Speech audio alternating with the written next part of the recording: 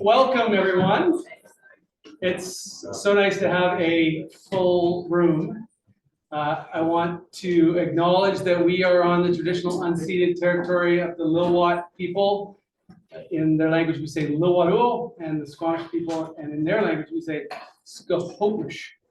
I was just telling Ginny, I have a problem, which is it's been a long time since we've done like public engagement stuff through COVID. And I recognize that over 3 years, a lot of energy is built up in my body so that when people want to talk, I'm like, yes, let's have a chat.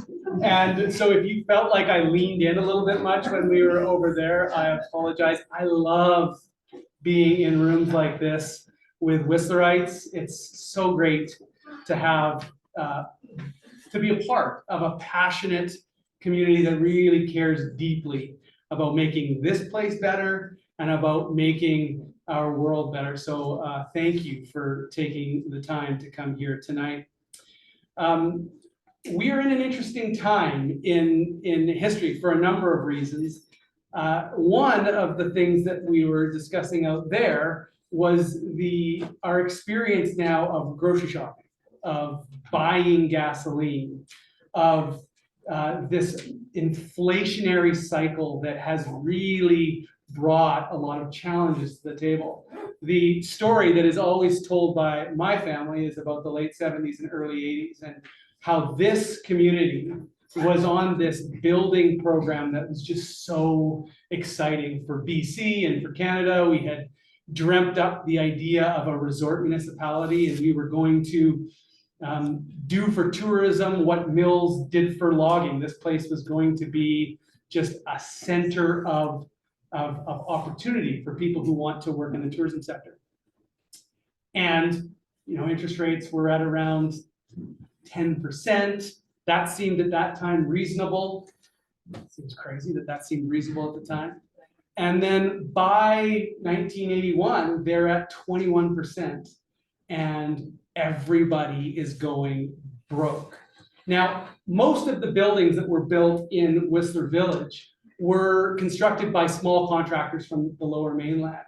When it was originally dreamed up, there was a decision made. We could bring one developer that would build it all, or we could bring in some small people so that it's diverse and it gives opportunity to small builders. That's great if 1979, 1980, 1981 don't happen. They did, and a tremendous amount of really hardworking people that love this place went bust. It was a sad time, but we overcame it. We got through it, and I believe that the lessons learned there are things that we learn and use today. I think it's really important that communities across Canada, around British Columbia, and around the world take the economic realities that they face very seriously. And we're in an interesting cycle right now. I don't know if you know, but we're over 7% inflation right now. That is a really challenging reality for our community. And you see it in the tax rate. You see it in the how we're considering how we move forward as a community. We do this kind of stuff because we want your insights. And especially we want your insights when we're dealing with really challenging times like we are today. I think a lot of us were having a conversation about oil and gas and about how we respond to this rapidly changing climate and the realities that we face of hotter, drier summers, of changing forests. And I think that those two issues are things that your council really wants to hear more about from you. The way we're going to do this tonight is that we're going to have a presentation, and then we'll have a bit of Q&A, and I'll certainly be sticking around after to hear further input from you. And we want to continue to communicate with you after this meeting. So please do touch base with members of council, take them out for coffee, phone us, stay in touch, because we want to hear your insights, we want to hear your ideas, and we want to do this in a way that we are learning together and that we are making decisions together. So that's the entirety of the words that I want to say to you today, but I want to introduce Virginia Cullen. Ginny is our CAO, and she will take us through the rest of the evening. Over to you, Ginny.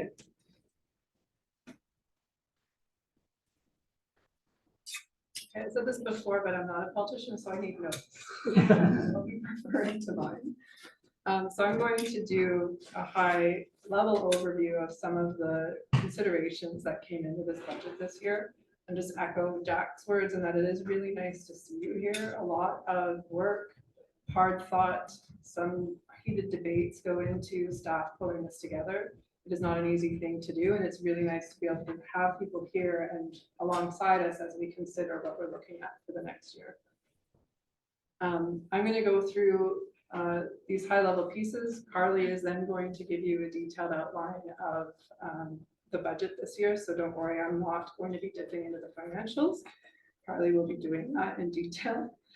So just in terms of 2023 budget considerations, so COVID allowed us to see resiliency from many different angles. In our work at the COVID Recovery Working Group, and as well as we were thinking about the future and the Whistler Sessions work and scenario planning, we identified the need to increase the profile or the weight that we give to the environment and the community alongside the tourism economy. All of those things feed into each other, and we cannot look at one without the others. And so what this graphic shows is our various high priority projects and initiatives and how they relate to these different pillars that we really have been guiding us on how we build back into a resilient community. One of the pieces at the bottom around infrastructure maintenance and renewal is core to everything that we do. It doesn't fit into any one of them in particular, but it supports every single bubble that you see up there. It's also one of the ones that is the most sensitive to inflation due to increased costs of labor and materials. So I brought this up last year. We were not quite in the reactive phase where we felt like we were in the middle of COVID and also with the cyber attack that affected us. In 22-23, we're feeling much better in terms of our position to be able to deal with the unknown. However, we want to be moving in this direction, given what we know or don't know what we'll be facing with climate change. If the lessons of Lytton and what happened in the Fraser Valley this time last year are warnings to us, we need to make sure that we are prepared for what we don't know is coming at us. And Carly will touch a bit on this as well in terms of what we're doing to help build a resilient community to deal with the unknown. Before I move on, and what isn't up on the posters out there are some of our internal initiatives. You know, we have kind of the public facing projects and everything that you see, but there's also a huge organization that is in service to all of the activities and projects that we put together. What's really key in that this is about the people that work in the municipality. It's about our culture and our work environment. And we need to make sure that we are paying as much and close attention to this as everything else that we have to manage. As an organization, we are firmly middle-aged. I believe our 50th anniversary is coming up in a few years. And as an organization, our average age of staff is around 42 or 43 years old. So this means we need to get really good at staff retention and attracting good people to the organization. This is why there's going to be a focus on leadership development as we move forward, so that we make sure that we are developing the staff that we already have in the community and the organization into the senior level leadership positions that we will need them to be in as they take a role going forward in Whistler's future. In addition to this, we need to make sure that we have the tools and systems in place so that staff can do their work efficiently. We have improvements to make in this area, but we are looking at it very closely, and we are already making some good progress on this. Our IT project in terms of what our internal systems are on and how we do all of our filing and record keeping is one project that will be really moving us forward and making work easier for staff going forward. And lastly, we need to ensure we're paying attention to the wages, because we need to ensure that we are competitive in the market that we find ourselves in. And we're going to be looking at a benchmarking exercise this year on how our wages compare to other municipalities of our size and complexity. So while it may look like a random list up there, these are all internal initiatives that are helping us with everything I just mentioned. Corporate plan on a page, you may have seen this before. This is now out of date because we're now in a new cycle.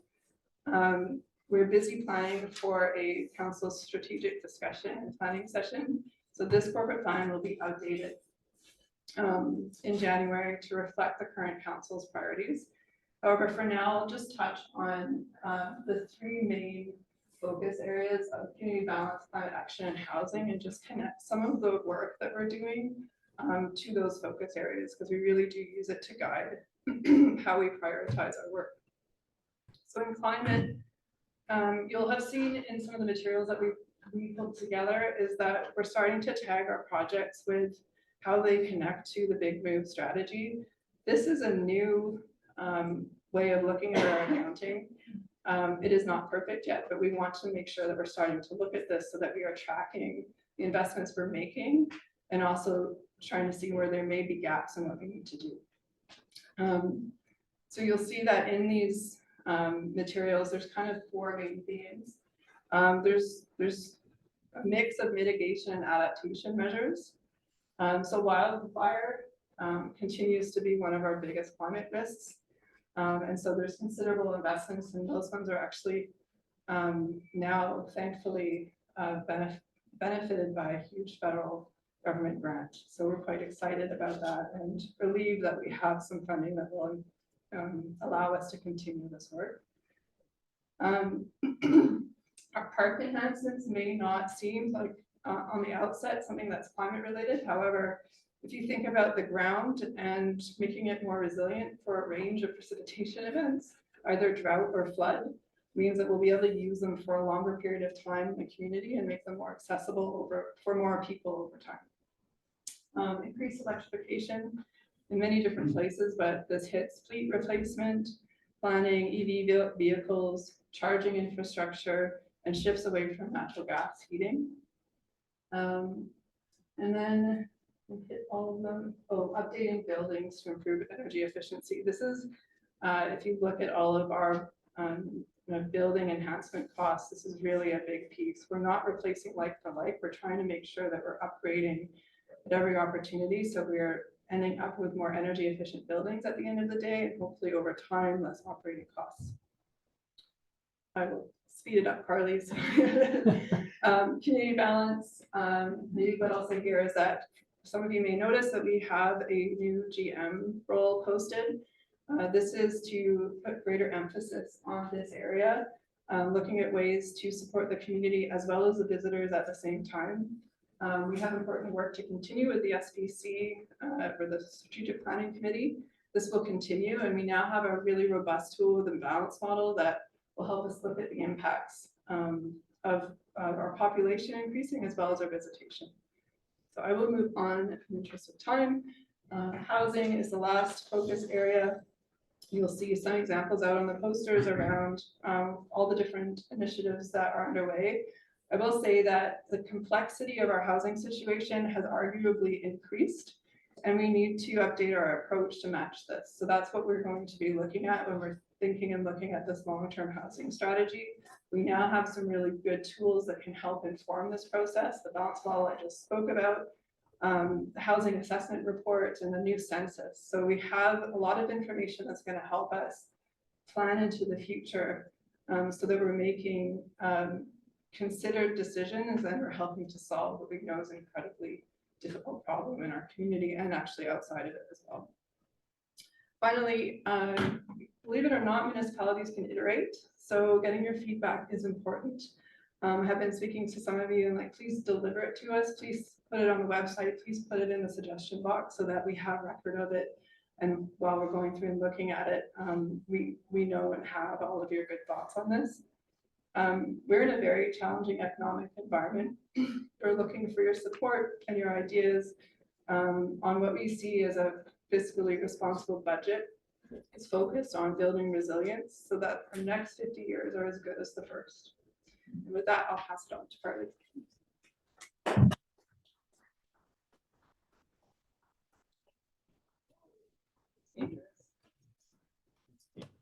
I'm going to invite some folks in the back. There are a few empty seats up here. It's not SeaWorld, you're not going to get splashed.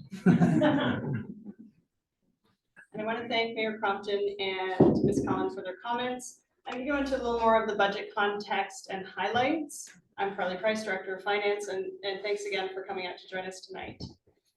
So just some background, as you know, the municipality has 5 separate funds. Each of these have a different objective. They carry different expenditures and collect different types of revenues. There's very little shifting between these funds, and the collections, as I mentioned, are different. So when we talk about projects and when we talk about expenditures, it's always in the context of these funds. The general municipal fund is the one that receives property tax, so tends to be the most or least popular depending on who you ask.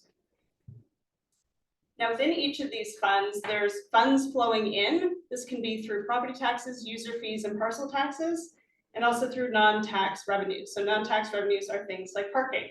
This represents the income for the organization and the income for each fund, out of which flow the operating expenditures, so things like snow clearing, things like insurance, and then a certain portion of the revenues move into savings. Savings are essentially reserves, and they in turn fund projects. So any of the capital works that you see in town and some of the projects of non-capital things actually come out of reserves. It's important that the reserves maintain a healthy level, both because we don't have a great deal of consistency in many cases from year to year in what those expenditures are, and because we don't know what the future holds.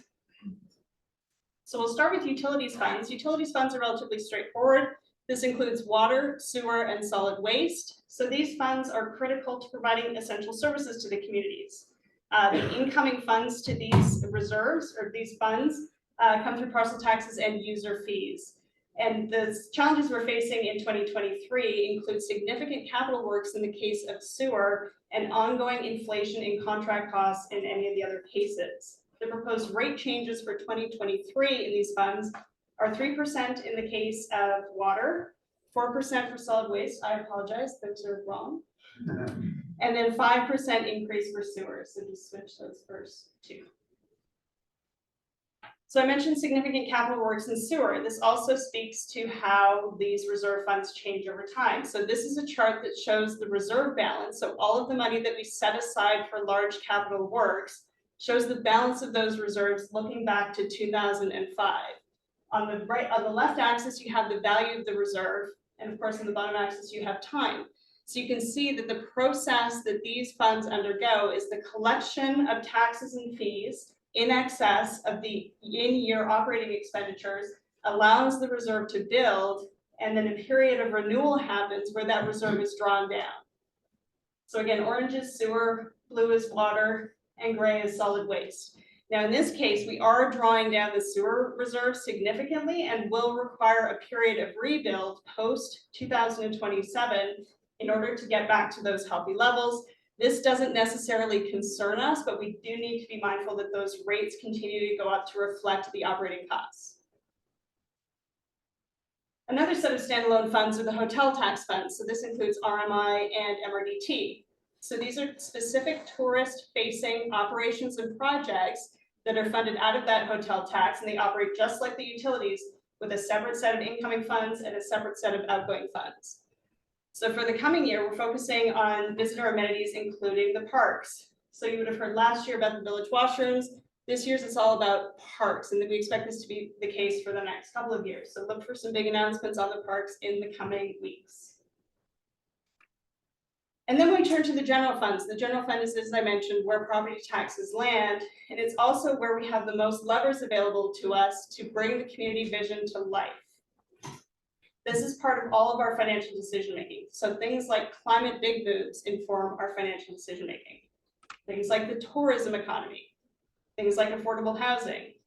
And of course, in every case, the target that we're aiming at is long-term community success.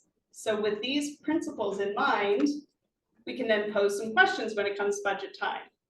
We know that we're not the community we were 20 or 50, as Judy mentioned, years ago. And we know that 20 years from now, it'll look different again. So how do we invest wisely today in order to move towards the future we envision? What expenditures are necessary and helpful? And what are the revenue sources that best meet these needs? These are the questions that inform our budget process from day one, and some of the questions I hope to answer today. Here's one thing we do know. If the prosperous future is in fact the goal, it's definitely going to take money to get there. Future success requires some key ingredients, and I've listed those up there. We need a talented and well-compensated workforce. We need funding to implement changes that we've committed to, like the big moves. We need to begin now saving for future challenges that may not even be in view quite yet. And then, of course, we need the resources to be able to continue to do well things that we've done for years. Now, we haven't prioritized all of these things in the budget. We've tried to hit some. Some we have set aside for future years in order to deliver a smaller percent change tax increase. There's more work to be done. And some context as well. So we know that Whistler has provided more than a decade of unusually low tax increases to ratepayers. On this chart, which I have copied from the City of Vancouver budget book, you will see all the lower mainland communities and the 10-year average year-to-year rate increase they've delivered to their ratepayers. The average is in yellow, Vancouver's over there on the right, and you see Whistler down on the left-hand side in red at 2.3%. So 10 years of unusually low tax increases. We've done a better job of many municipalities in listening to ratepayers and answering their demands for low rates. We also know that looking further afield across Canada, BC as well has some of the lowest mill rates in Canada. So the mill rate is the percentage you pay on the value of your home in the form of taxes each year. The national average is $9.11. Vancouver is $2.69, and here in Whistler for 2022 was $2.36. So low relative to BC communities, BC is low relative to Canada. We also know that the municipality is not the only agency that collects taxes on properties in this community. Things like the SLRD, things like the province, hospital tax, BCA, are all included in your tax bill alongside municipal taxes. Here we've shown the total collection of taxes from the community of Whistler that move into each of these buckets every year. So in green, you've got the municipality, those are property taxes, blue is utilities and fees. And then in red, we've got the province in the form of school tax. So you heard me mention before the 2.4% over this 2012 to 2023, in this case, horizon. The province, by comparison, has increased their take from this community 6.5% per year for the last 11 years. So that's something to keep in mind as well. Now, as I mentioned, the draft budget delivers on some key priorities and leaves some things to the future. For example, the RMRW is not at this time collecting additional funds for currently planned climate action. What does that mean? So the contributions to the general reserve, you'll remember that chart that I showed earlier. The money coming into the general reserve on the right-hand side of the chart hasn't changed significantly since 2014. Yet our expenditures are increasing. They're increasing because we want more efficient buildings, we want an electrified fleet, and we need to do more. So the mismatch between our spending plans and the contributions is something we will need to address in future years. The reserve balance can buffer some of this gap, but that can't continue forever. We also know that the general operating reserve, which doesn't take care of capital things, but rather projects in the community, is not yet sized in a way that it can potentially buffer the impact of an operating interruption. So coming back to Lytton was offline for a long period of time. Communities can be affected by fires and floods and need to continue to operate basic services in many cases during that period. The general operating reserve is the source of that funding. We also know that there's several service level reductions embedded in the current budget. These are not necessarily by choice. One example is that the planned transit service expansion will not be happening next year because of the driver shortage. Another is reduced Meadow Park Sports Center pool hours due to a lifeguard shortage. So you'll start to see themes in here around what's constraining our opportunities for 2023. And then just coming back to the idea of 20 years of change, I've included on this slide some of the things that the RMLW has picked up in the last 10 years, things that we're doing or enjoying now that we didn't 10 years ago.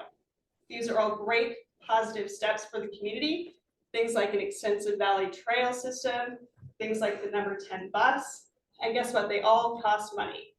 So when I'm asked the question, why should taxes rise at all? I can point to things like this. We want to serve the community in ways that help residents. We want to serve the community in ways that help tourists. And each of those things, again, costs a bit of money. So it's important at times like this, when it feels like a big ask of the community, to remember all of the great things that we've accomplished together in the past. So how does all this information translate into the year-over-year tax increase? So we've talked about the RMLW workforce. Ginny introduced us to some of the ideas around competitive wages there. This piece is certainly visible in the year-over-year increase for taxes and is an integral part of the RMLW serving the community. We know that reserve contributions must return to healthy levels. You've heard me talk about that. And also that investing in transit remains a top priority for the RMLW. Transit, by way of reminder, is one of the most effective levers we have to move us towards our climate goals. Getting people out of private vehicles into the bus, into active transport using the Valley Trail is one of the most effective tools we have.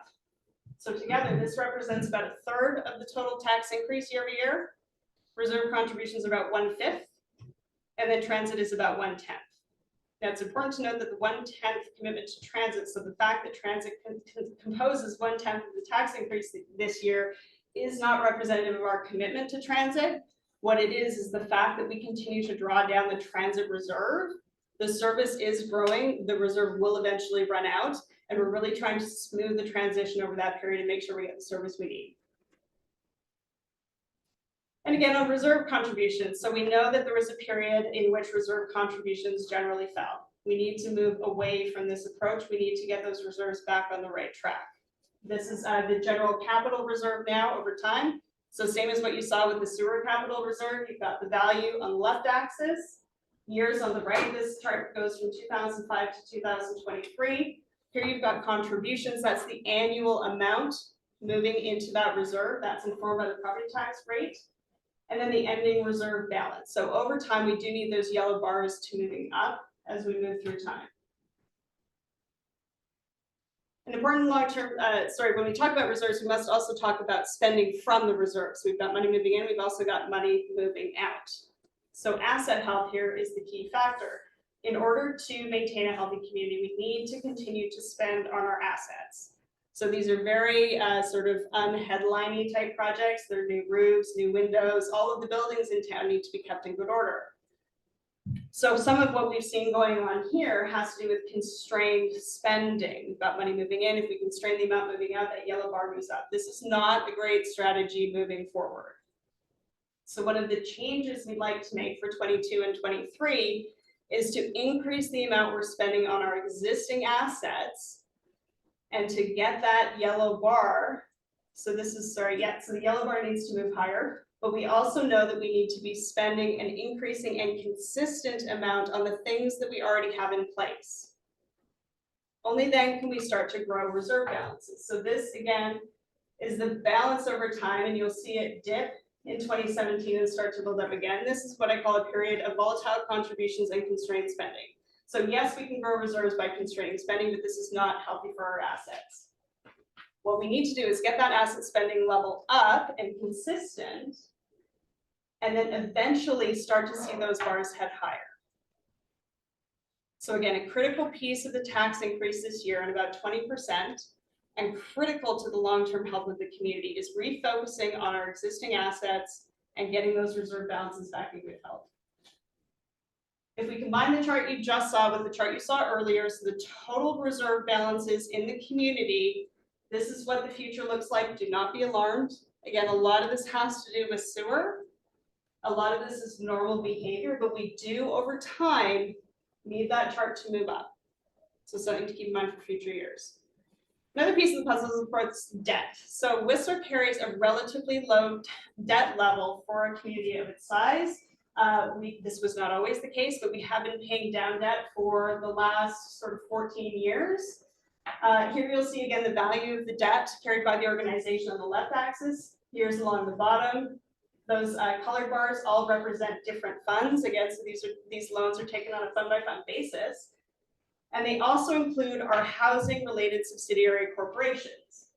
So when we think about housing and we think about how the RMOW supports housing in this community, one of the most valuable levers we have is actually sharing our debt capacity with our housing subsidiary corporations in order that they can deliver new and incremental housing to the community. So we're sometimes asked why we don't debt fund projects instead of pulling those monies from reserves and asking taxpayers to pay that amount back. And one of the reasons is that we do want to keep that debt capacity available to those subsidiary corps because we know how critical housing is to the community. So to summarize, the RMOW does in fact have a long history of constrained tax increases. This is true relative to other communities in BC. It's also relative to other taxing authorities in the community. This hasn't always been helpful to our installed base. So in some cases, those low tax increases have come at the cost of the installed asset base. As a relatively new community, Whistler needs to learn to be a little bit better at caring for aging things. And Jack, I'm not talking about you. I feel well cared for. Dedicating appropriate amounts of spending to existing assets is, of course, important. It's also important to collect a matching amount of funding from taxpayers in each year. Ultimately, those reserves need to grow. They need to grow because replacement costs are increasing and climate considerations are being added to our set of responsibilities. This is, of course, a challenge that this particular draft budget leaves largely to future years, but we do want to keep that in mind. So that's the budget context. What do we know about what the community's been asking for? This is some feedback from last year's community budget engagement process. So again, we invite you all to go to the website this year. You'll see forms that are similar to what we used last year. This is just some of the feedback that we know people were talking about last year. So climate action is a big item that we've been asked again and again to address. We feel like we've done that in this draft budget. Financial stability reserve contributions. Got a few respondents last year, hopefully more this year. And then resiliency. And resiliency is again a thread that's woven throughout the budget, preparing for the future, taking care of our existing things, and being sure that if a pandemic hits, if some climate crisis hits, that we will be ready. So here's a summary of the 2022 proposed changes to taxes and fees: 8.31% on property tax, 4% solid waste, 3% water, and 5% on sewer.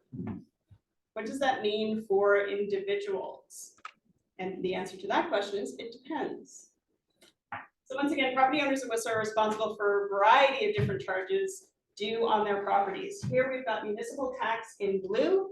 We've got utilities, fees, and charges, or sorry, municipal tax in green, utilities, fees in blue, provincial school tax in salmon, and then some other additional taxing agencies in the upper right there. So when you see your tax bill, just keep in mind that only a portion of that actually goes to the municipality. There's another chunk that goes out to Victoria. You'll also see utilities charges on your property tax bill, and these are on a per parcel basis. So for every lot that has access to these services and that uses these services, there's a single fee applied. Here you'll see the rates in 2022, the rates in 2023. The effect of the proposed changes is about a $50 increase year over year on that portion of the bill. And when we think about property taxes, the outcome of the announced 8.31% tax increase is going to depend on the change in value of your property. This is because property tax is a value-based tax. So an equivalent amount is collected per dollar of assessed value on each individual property. If your individual property increases at a rate greater than properties in your same class, then you will pay less, or sorry, more than the 8.31% increase. If your property appreciates by less, then you in turn will pay less. So one of the most important factors when thinking about how this announced tax increase will affect you personally is what happens with the value of your home. So here we've got 4 different examples of properties in the community. Here you'll see that the increased value on each of these properties, so we're showing you 2022 assessed value, these are all theoretical examples. 23 assessed value. That year-over-year change again is critically important. And then we show the resulting tax. So in this case, we do have preliminary numbers from BC assessment as to the increase in the different classes in the community. In this case, we've set the increase in those individual properties exactly at the expected change in the valuations for that class. So you'll see here that in those examples, that property has appreciated. The taxes on that property are exactly at the 8.3%. Now we've also got a WHA property on that list. WHA properties by design appreciate less quickly in value than houses in the market. So here the WHA property's gone up by only 6%, and the result is that their year-over-year change in the tax bill is 1.2%. So it's critical when you think about your coming tax bill to think about how the value of your property may have changed relative to your neighbors. And those assessments, of course, will be coming out in January. So how does this 96.2 on the $1 million condo compare to some other communities? We are relatively early in the process, so there aren't a whole lot of communities who've made similar announcements to ours. But we do know that in Squamish, a property of that same value is due to pay $136 more in 23 versus 22. So that compares to 96.72 in Whistler. Now in Vancouver, a $1 million condo is going to pay $76 more in 23 versus 22. However, utilities rates in Vancouver are going up by $296. So it's important when we're comparing to our neighbors or perhaps places where we also own property that we keep the full picture in mind.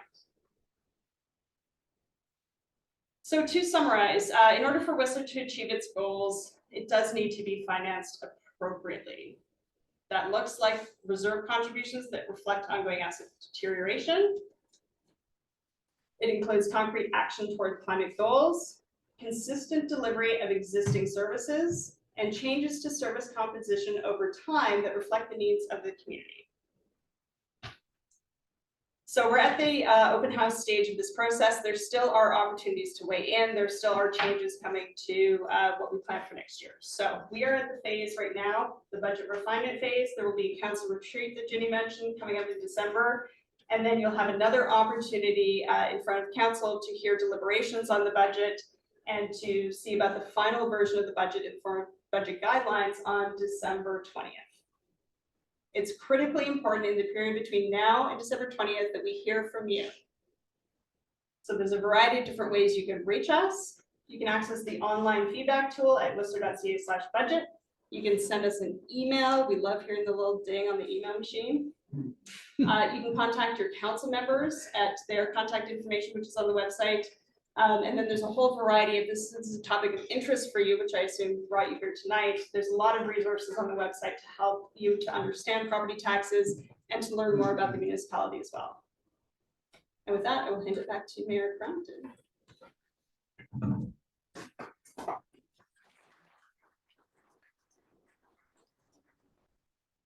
Thank you again for being here. Are we going to do Q&A?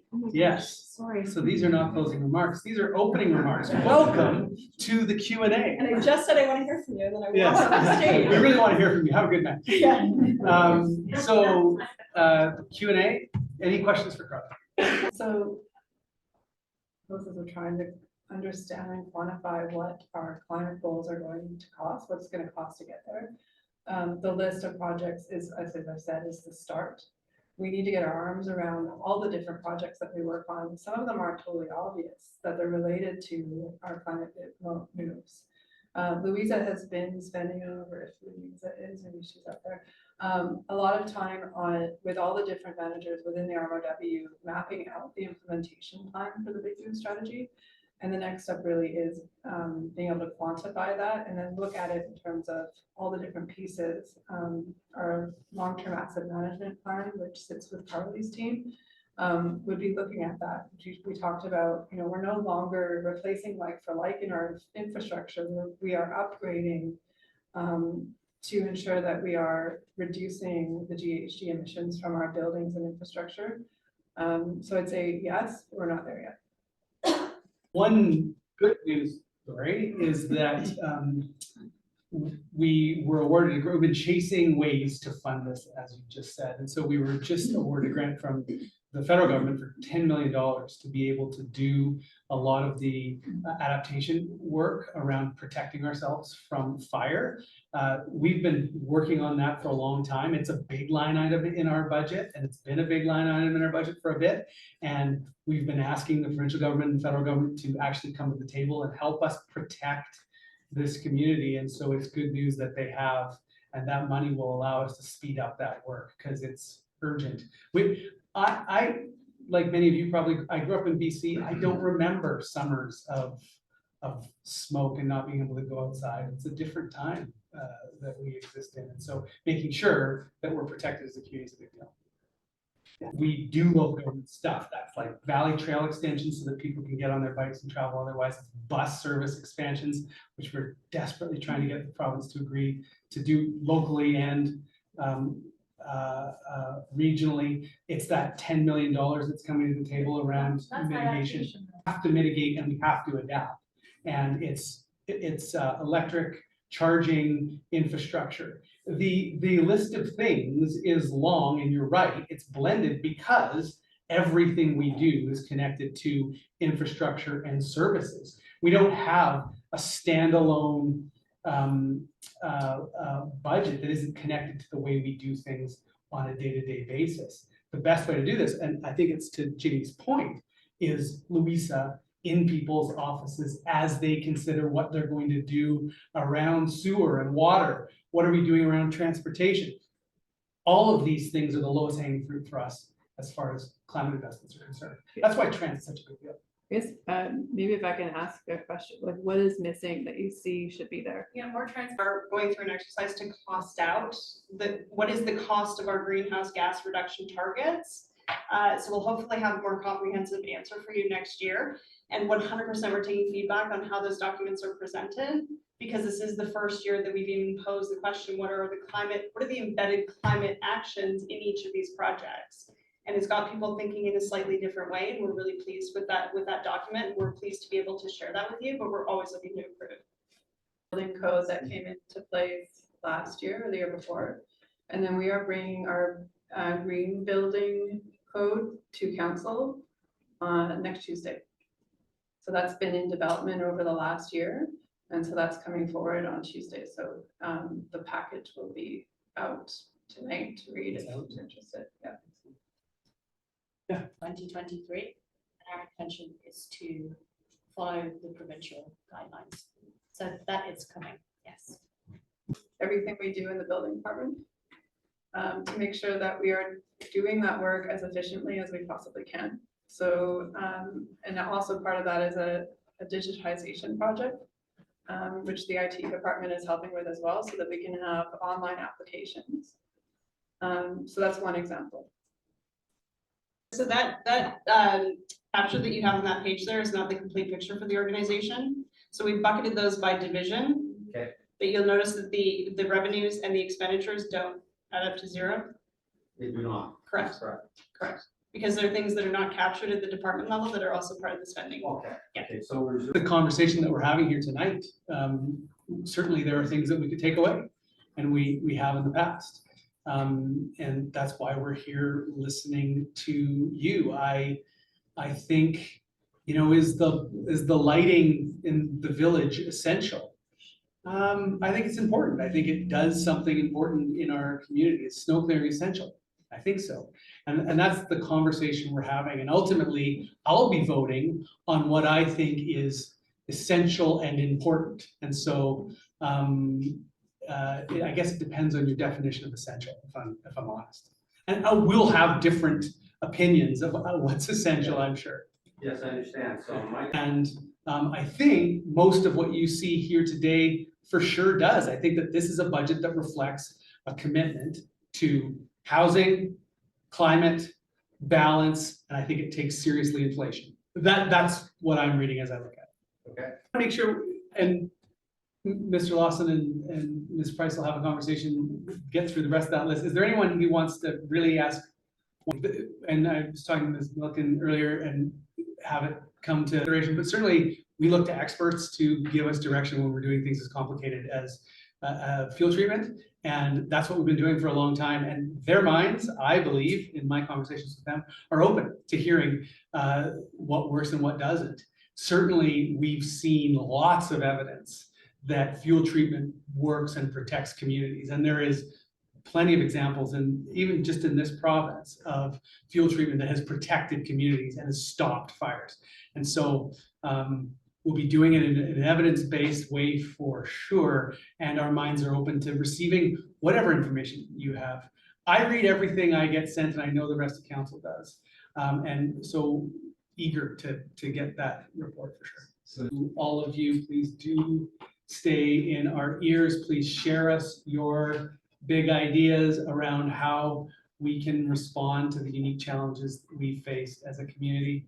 And thank you for coming here tonight. I think this is really important work that citizens do, and so we're grateful that you're participating. Enjoy your evening. I'll be around. I think a lot of us will be around. Be happy to talk to you.